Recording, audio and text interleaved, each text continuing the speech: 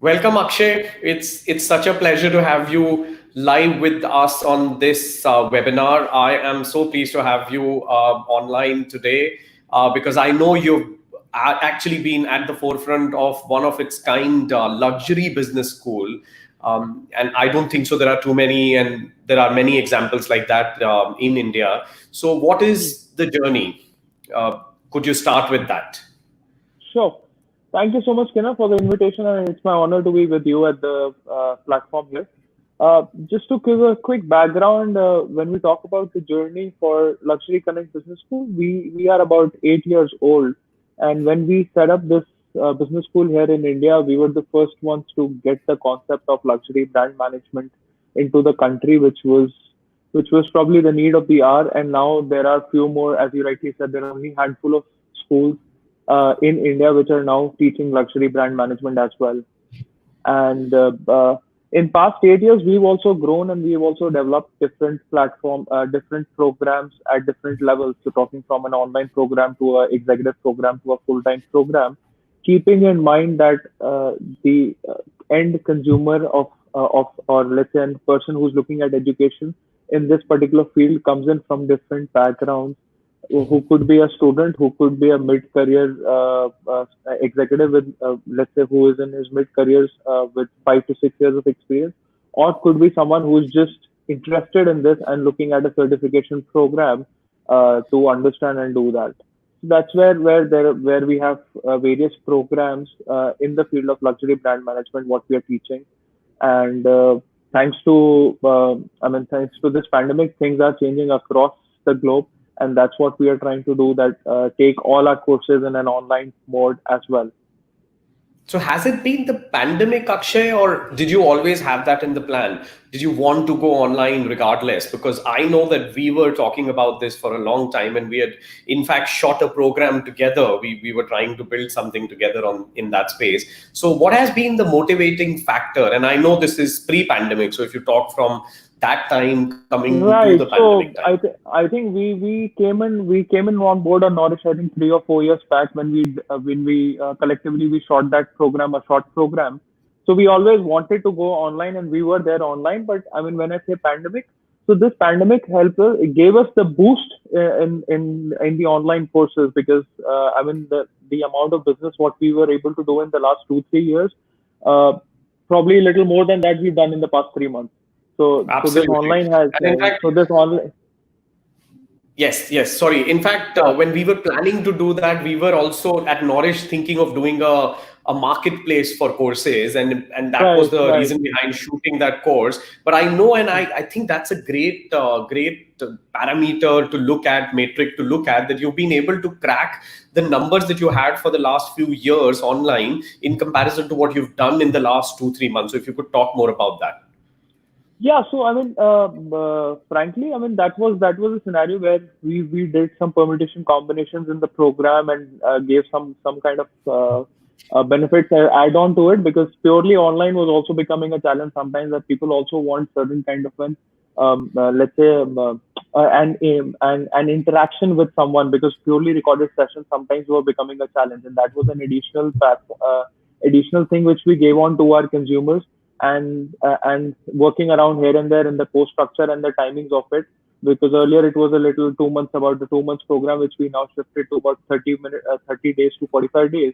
And that gave us a boost in it. And obviously, I mean, during the pandemic, when everyone had time to sit at home and enhance their knowledge, they were at it. So if I talk of my online programs also, I also noticed one thing, that during pandemic we were able to sell more and more courses which were short track programs, as compared to a larger duration executive online course. So that's been the journey in past 3 4 months. And if you could also throw light on some of the key lessons that you've learned on your way, what is the big difference between running a live physical business school in comparison to going online? Also, from a cost perspective, I mean, this is super and very useful information where you highlighted that shorter programs have proven to be more popular, so to say. Right. What is the learning from a cost and execution point of view? See, if I talk about execution, obviously, in the beginning, it was becoming a challenge because not everyone is aware of how online things work, and that I would not say it's not the challenge of education industry. It was a common challenge across the Indian globe, Indian market. That a lot of people are not aware of online and online education. So that was just a little, a bit of a challenge initially, but now things are getting back into place where people are understanding that the future is towards online education or online meetings or anything, and they have to, in case they don't learn about it, they will miss the bus. So that's been it, right? But having said that, since we are teaching, as you know, I mean, we're teaching a course which is in the field of luxury, and which where you need certain kind of an interaction as well, which cannot be purely just been online.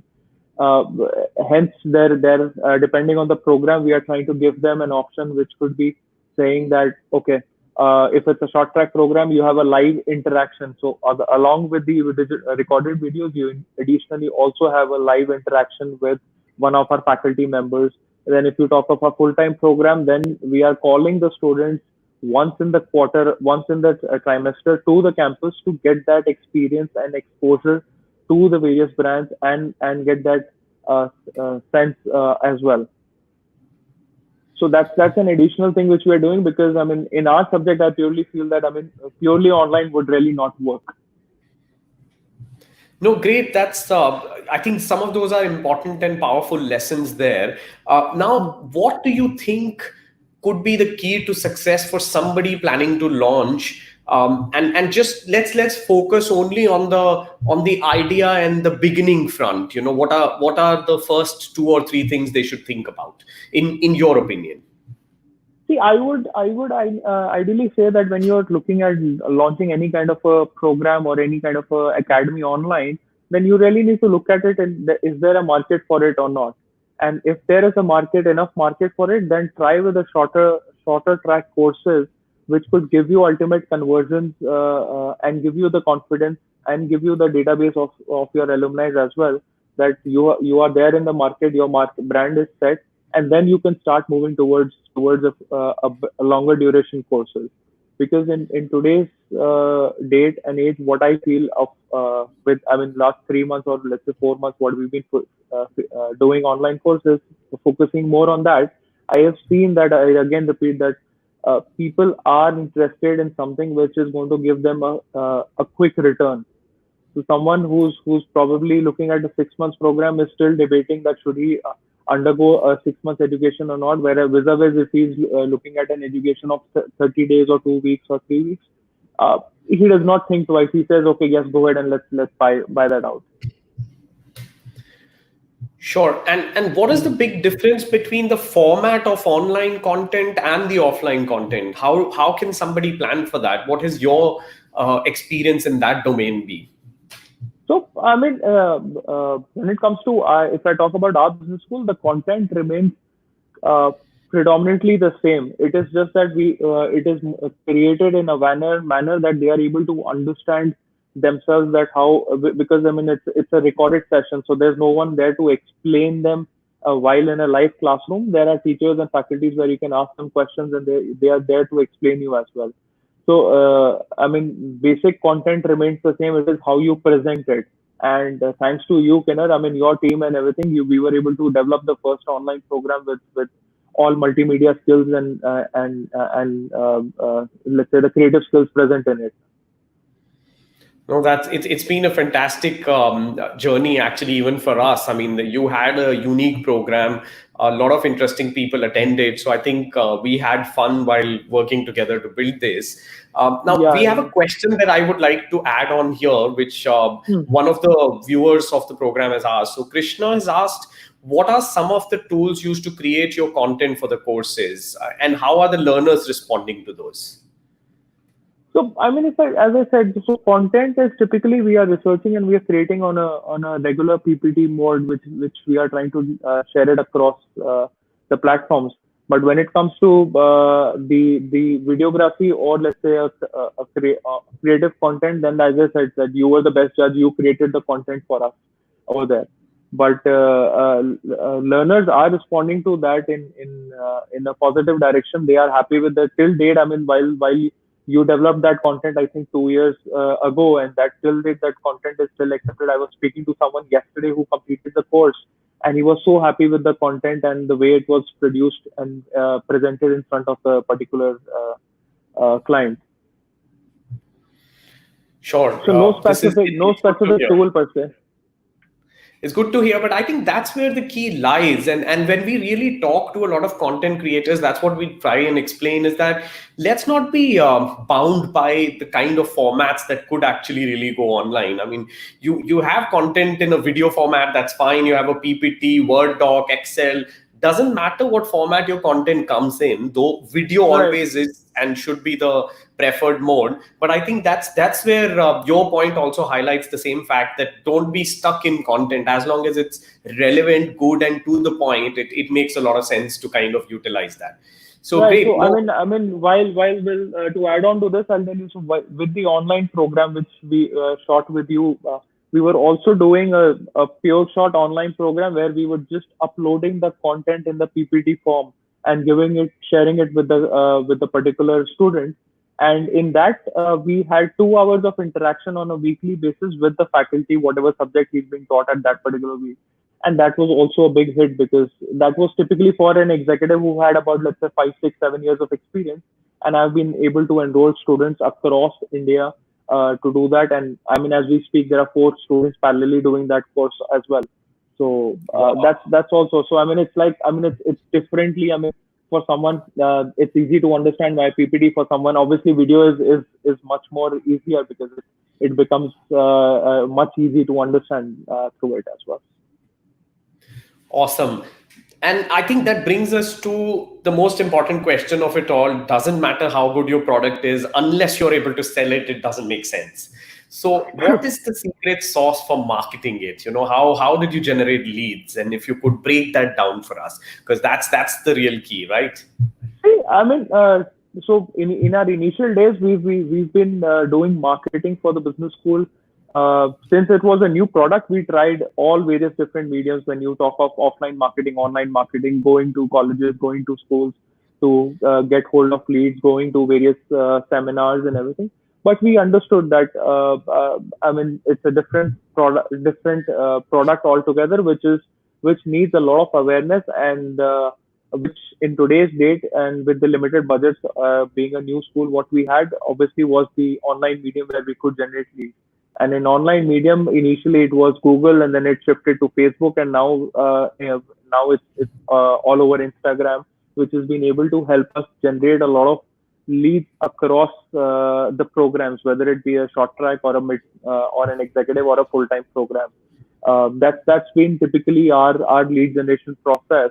And Instagram and Facebook is the one of the greatest mediums where we've been able to get hold of the student, make him aware with different marketing campaigns. Like it could be a video, it could be a carousel ad, it could be a still image, single image ad. And then obviously it boils down to my final counseling team who are able to explain them and convert the student at the end of the day. Wow, this sounds good.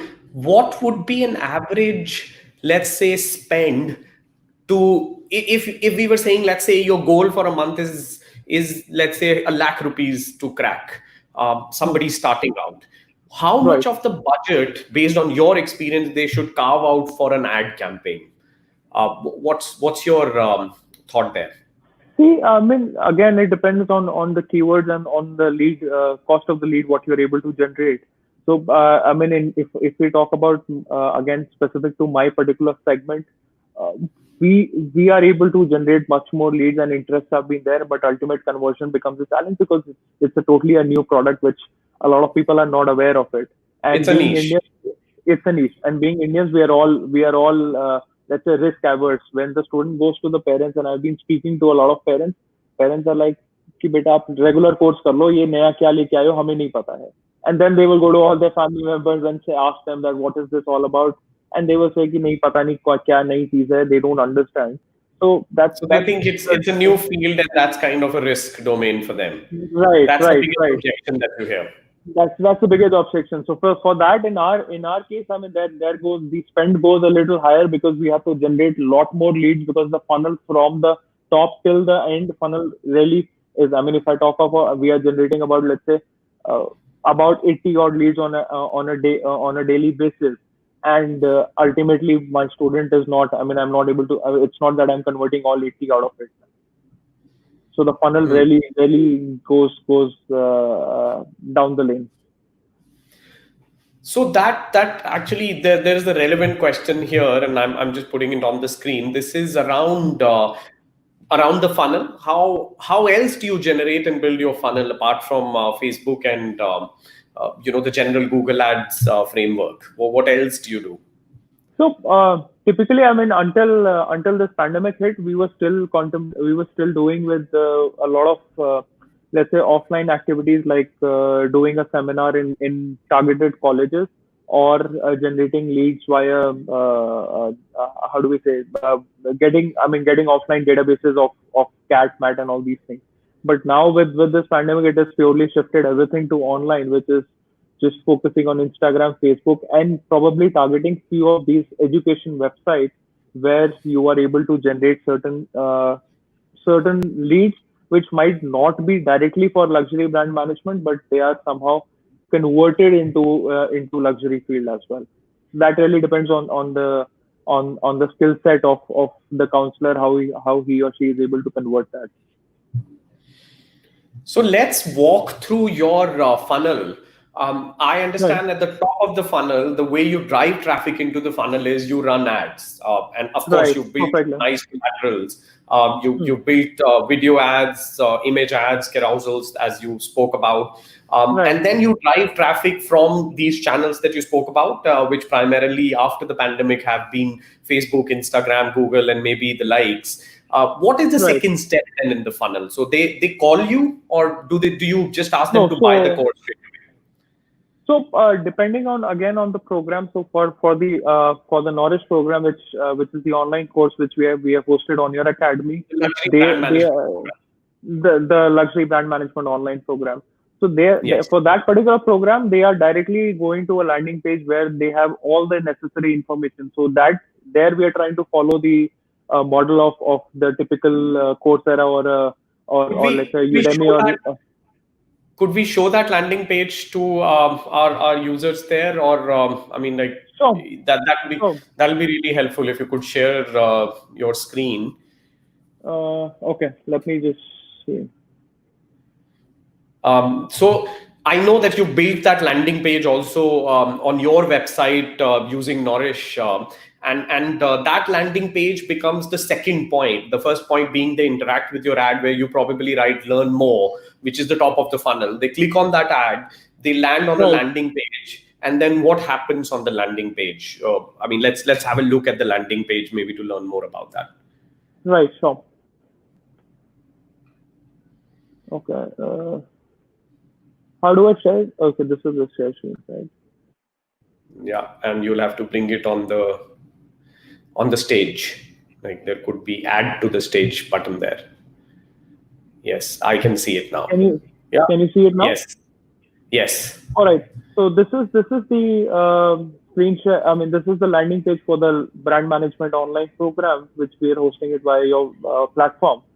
So if you see, we generally talk about luxury. What is luxury? And because, as I said a few minutes ago, that a lot of people are not really aware of what is luxury and luxury brand management all about. So you're They might have preempting the persona. You've understood exactly, who yeah, is it that who comes, what are the questions right. they have, and you're building that on the landing page. And I see there are calls to action right on the top in the first block itself. So are these do you get clicks here? Are you also analyzing that? But I mean, like how what else is there on Yeah, the page? Maybe just deep dive.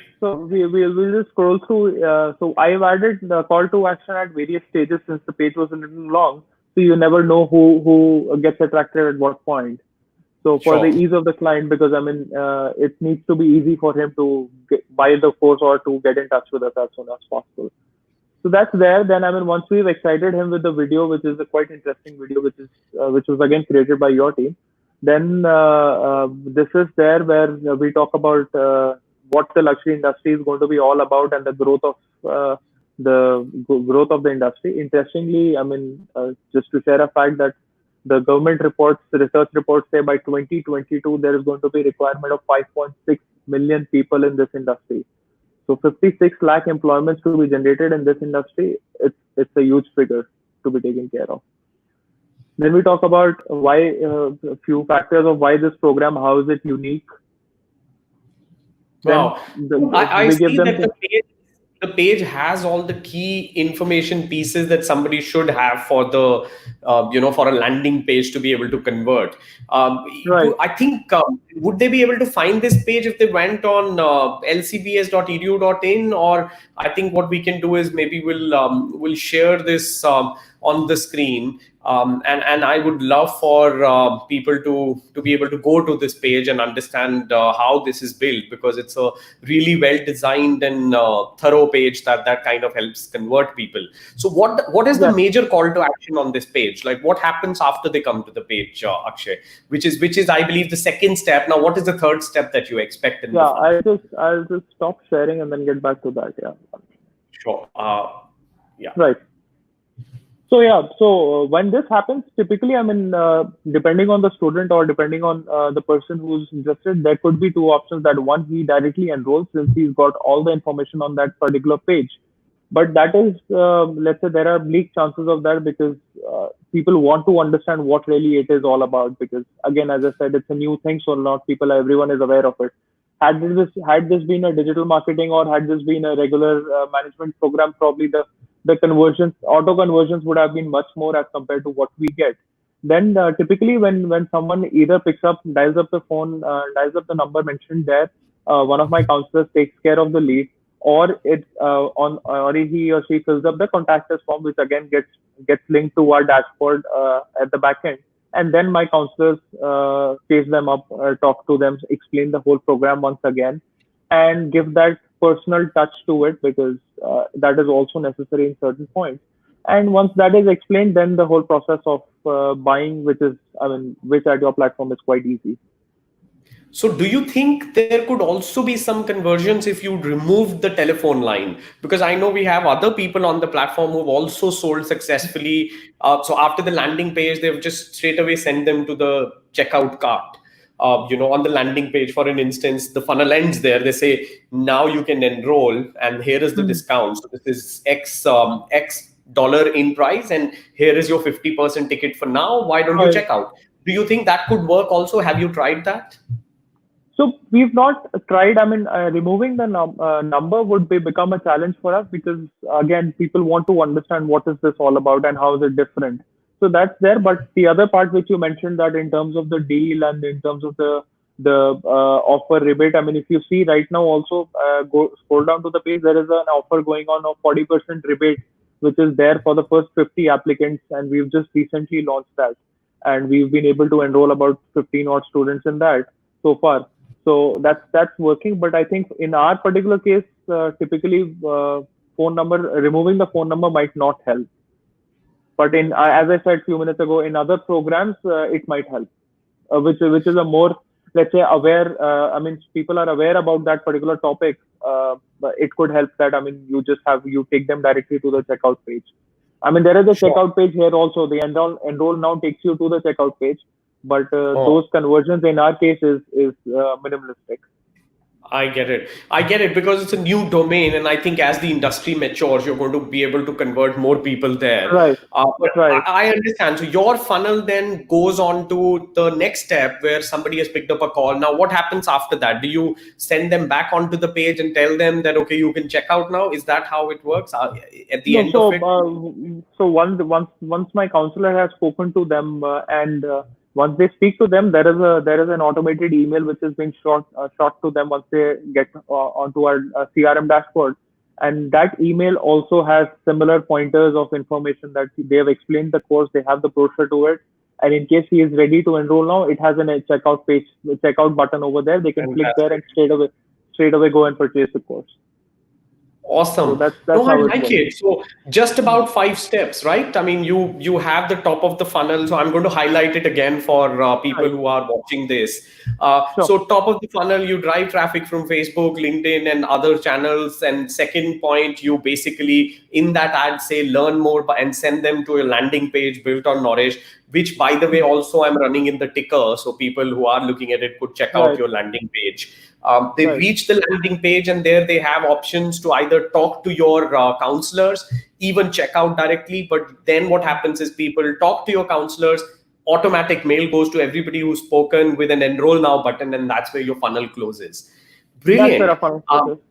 And yeah, in case, I mean, excellent. there could be certain places where we might have to call them again once more, but that really depends on case to case and program to program. Wow. So that also happened. How do you remind yourself? How is your counselor kind of managing that kind of a flow? I believe you also use a CRM to do that. Is that right? That's right. So we've been using a CRM for last 2 3 years now, which is quite known in the market, which is No Paper Forms, and that's a quite helpful software, which takes away a lot of headache of me as a manager or the head of the operations team person, because you really don't have to be after your counselors that please follow up with them and everything. That CRM gives you a ticker there and then it says that okay, today you need to follow up. So it adds on. I mean, there is a calendar attached to it like a Yeah. typical CRM. It's a calendar attached to it where when you know that if you have spoken to him and you require a second follow up with this particular person, you add on to that calendar note, and then you on that particular day and time you are getting that note that okay, you need to speak to them. Excellent. So, for those who don't know, I mean, people who are watching or are going to watch this section, there are Hmm. free alternatives available as well. Like HubSpot does a free CRM that you can use to put unlimited leads in, and there are several other Hmm. solutions. But using a CRM could be key because you want to nurture those relationships. And I think, Yeah, uh, I would ideally say yes, yeah, using a CRM is the key because initially, as I said, we've just been using it for past 2.5 years now. Initially, we were also one of those that we were just maintaining it on an Excel, and then so there was a lot of manpower involved in it, and there was a lot of leakages and gaps there. But with this putting in the CRM things, I mean, technology is there to ease the whole process out. excellent. And Akshay, there is a follow-on question here. I know that you guys have also started doing digital marketing courses, which That's right. is a very high in demand domain. It's new, I would still say, because the entire social networks, ad networks, it's not older than 10 years, and the academic institutions weren't ready with a lot of curriculum. So there is a Right. relevant question pertaining to that course that you've done, which is from Chetan here. So Chetan is asking that his courses are in the range of 3,000 to 6,000. Are those really too expensive for learning digital marketing, or how do you decide what should be the course price? So pricing, how do you decide on the right price for a course? See, Chetan, I mean, pricing is something which you really need to decide on because I mean, if you feel that your course and the content has the worth of it, I mean, you should be able to sell that at the end of the day. I mean, you go, it's CDC baat hai, I mean, the cheaper the program is going to sell more, but you really need to see that are you demeaning your course by deteriorating the price, or I mean, what is it all about? Because I mean, when we were launching a digital marketing program specifically only targeting entrepreneurs who want to understand the digital marketing space and are at the initial stages where they are not really able to get hold of an agency at the initial stages, and they want to understand how the space works, and eventually when they get hold of an agency, also get an agency on board, they need to understand that the agency is doing right things or not. So we did a lot of research on these courses, and came up that I mean, digital marketing program in today's date starts from at what 599 or 999 rupees and goes up to 50,000 rupees as well. So you really need to understand your program and see what is let's say what is the content and the delivery you are able to give, and are you able to justify that to the particular person who's willing to enroll for that particular program. That could be via the faculty what you have, via the content what you teach, the whole course structure it may be. So these are few points when an individual is willing to purchase a program, he's looking at all these kind of pointers in the particular academy or institute what you said. Thank you. Thanks, Akshay, for that. I think it's very relevant, and you're right there. I mean, we have seen thousands of instructors building courses and setting price for varied domains, and it's really the pulse of the market that you have to understand. We've seen a course sell for 50,000 rupees. We have had as high a price as a few lakh rupees on the programs, and then there were lower priced courses that we have seen for just selling at 99 rupees also. So it's really Exactly. something that you'll have to do as a content creator. You'll have to see where does your offering fit. And my take on that would be you'll have to see how does your brand talk to the consumers, who's your persona. Like in even in digital marketing, if you're going with say 10-minute capsules, you might Hmm. price that at 99, because you're really not addressing the deep learning need, but trying to give Right. them Exactly. basic knowledge to start with. So yeah, So with this, I mean, if I share something here with you and everyone in the audience as well, I mean, if I talk about the same program which we were just seeing the landing page, we've been, I mean, I've been able to sell that program at a cost of 50,000 rupees also, where we were giving full live interaction. So it was an online course, but it was a live interaction with the faculty, and I've been able to do that. The cost, we reduced the cost to 11,800 just because it was purely now recorded. There is no interaction. Anyone can go and buy that cost. So it really depends how well are you able to let's say put it across in front of your target audience, and how well are you able to explain them and make them buy that particular course. excellent. No, that's useful. But 50,000 is a great price. I mean, I think it'll be reassuring for a lot of people watching this program that if you could do it at that price, I think that's a great sign. And I have no doubts that, going forward, you'll be able to bifurcate your offerings into the expensive, comparatively affordable package, so to say, with variable features in all those. So, Right. no, So great with insights this, there. with this we've shifted. I mean, with this, that brings me that we've shifted everything now because of the pandemic. Now, I was telling you that we've shifted all our courses and giving them also an online angle to it. So for an executive program, I have a 6 month program, which is an online course. And if I talk about the students, we've recently launched, which was early this month, along with the digital marketing program, we've launched a hybrid program.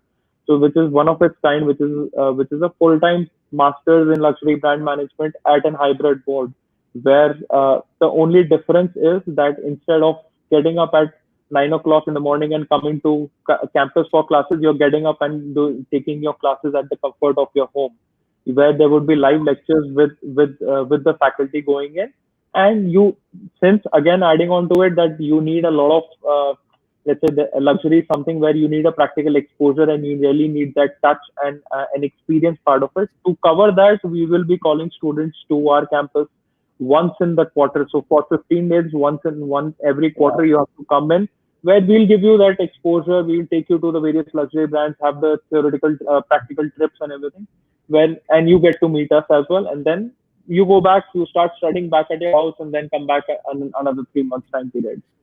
So that's And where I think we. this is the future. This is the future. You are thinking in the right direction, and I think this is how most of the institutions will have to start looking at education. Free it up. And I've got a relevant question here on screen from Saurav, who's asking, what is your advice to schools and institutions for adapting online teaching solutions? I think you've addressed that with what you just said, but if you could elaborate that on a little bit more. So I would, Saurabh, I would want to say that yes, I mean, we were also one of those that when we were taking our admission, we launched our admission cycle for the program to start in the month of September. That things will turn out and things will be safe and people will travel. But when things were changing around and still the pandemic was going around, people were still not confident enough to take admissions in the offline program, and everyone has to adapt to it. And that made us also think on our feet and launch this hybrid course, which ultimately looks like that is going to be a big success, and it's going to be also be the future of the education industry. That you really need to understand how you can teach the program in an online mode, give the right content to the students, make them understand, and give them the right career also. Thank you for that, Akshay. Now, I've got a final question before we end the session. So Right. this is pertaining to the possibilities that this whole online world has opened up for entrepreneurs in the education, learning, skill development space. So, do you think it is Right. possible now to build a large institution, teaching thousands of students purely online? Do you think that would be a possibility? See, Kiran, I mean, I would ideally say that is still. I mean, we are still far from that. I mean, shifting everything online would become a challenge because I mean, there needs to be there is a cause of a blended learning, and there Yes. is there is a huge amount of acceptance for a personal touch. You need to go and meet the people. You need to see the faculty and understand. And at that level, at a let's say at a basic level of a student education, I don't think that can be. That's my take on it. That it cannot be done 100% online. There needs to be a mix of both. But at an executive or at a senior entrepreneur kind of a education level, that 100% online could be easily executed, and that looks like also the future. That ultimately you will be studying online, and you won't really have the time to travel to different places.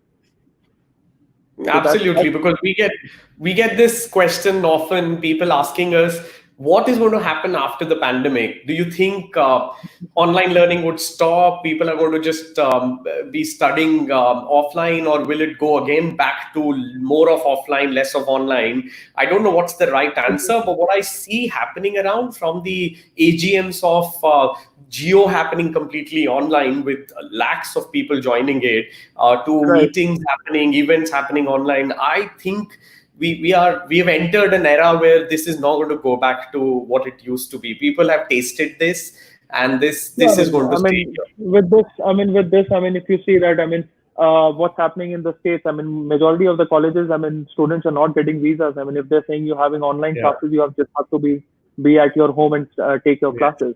So it's not going to. I mean, we've taken this step forward, and we're not going to go back. But obviously, at certain point, yes, you will have offline courses depending on the program as well. But no way, I mean, online is the future, and we'll be there itself. Wow, I, fantastic. Thank you so much, Akshay. It has been wonderful. I really enjoyed the conversation, and I wish you all the best for the programs that you're going to launch now. I know digital marketing and a lot of other programs in the offering. So, wish you luck yeah. for that, and thank you so much. Thank you so much, Kinnah. Thank you for having me over. Have a great day. Thanks. Thanks. Bye.